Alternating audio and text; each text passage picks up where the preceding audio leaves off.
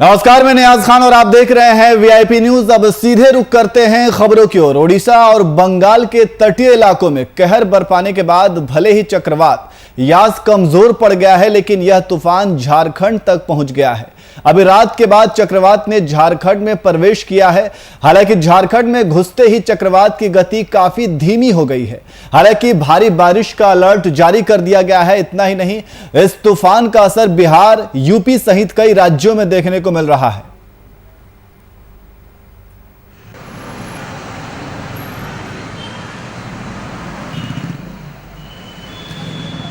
और इसी खबर पर अधिक जानकारी के लिए हमारे संवाददाता शुभम कुमार हमारे साथ लाइव जुड़ गए हैं। शुभम, झारखंड में यास तूफान ने दस्तक दे दी है, क्या कुछ अभी इस वक्त हालात बने हुए हैं? बिल्कुल नियाज, देखिए तूफान यास बंगाल उड़ीसा के बाद झारखंड में दस्तक तो ज़रूर दी है और इसी का नतीजा है कि पिछले 24 घंटे से लगातार राजधानी रांची और झारखंड के तमाम जिलों में भारी बारिश की अलर्ट जारी कर दी गई है और भारी बारिश भी हो रही है। और कहीं ना कहीं झारखंड की राजधानी रांची के इस वक्त मौजूद हम सुजाता चौक पर, अभी भी बारिश की झिमझिमाहट कह सकते हैं हो रही है। और जिस तरीक़ा से पिछले 24 घंटों में जो तेज़ बारिश देखने को मिला, यहाँ के कह सकते हैं यातायात ज़रूर प्रभावित हुए हैं।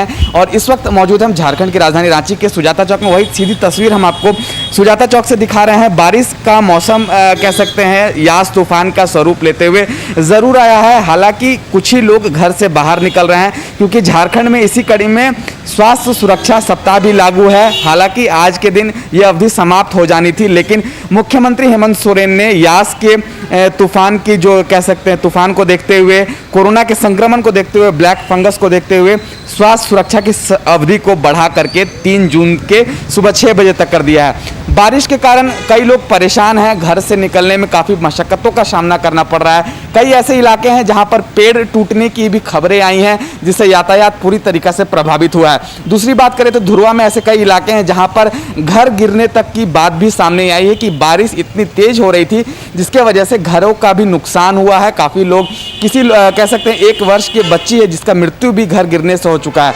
तो कह सकते हैं उड़ीसा और बंगाल में यास तूफान ने तो कहर दिखाना शुरू कर दिया था, लेकिन उसकी झलक राजधानी रांची में भी बखूबी देखने को मिली है।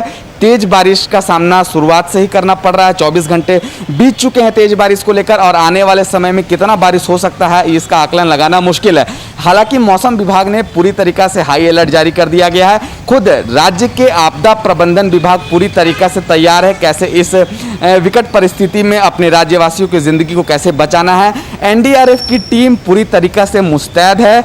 हर चौक चौराहों पर एनडीआरएफ की टीम आपको देखने को मिल जाएगी कि वो राज्य की जनता की सहायता के लिए तैनात कर दिए गए हैं। जी नियाज। जी शुभम, लेकिन जिस तरीके से यास तूफान ने झारखंड में दस्तक दी है और इसके बाद जो कह सकते हैं कि जैसा आपने बताया कि आपदा प्रबंधन जो विभाग है वो पूरी तरीके से मुस्तैद है और चारों तरफ अपनी नज़र बनाई हुई है। तो झारखंड के अलावा झारखंड के रांची में अभी इस वक्त बारिश हो रही है, और रांची के अलावा और भी वो कौन सी जगह है जहां बारिश होने का अनुमान है या बारिश हो रही है? और अब तक इस तूफान की वजह से किसी भी तरह के जान माल का नुकसान की कोई खबर? बिल्कुल नियाज, जान माल के नुकसान की एक खबर सुबह ही 8 बजे तकरीबन सामने आई, जहां पर धुरवा के एक इलाके में एक घर गिरने से एक 26 वर्षीय व्यक्ति की मौत हो गई। उनके बच्चे 1 वर्ष के जो बच्चा था उसकी भी मृत्यु हो गई है। तो कह सकते हैं यास तूफान का कहर झारखंड में बखूबी देखने को मिला।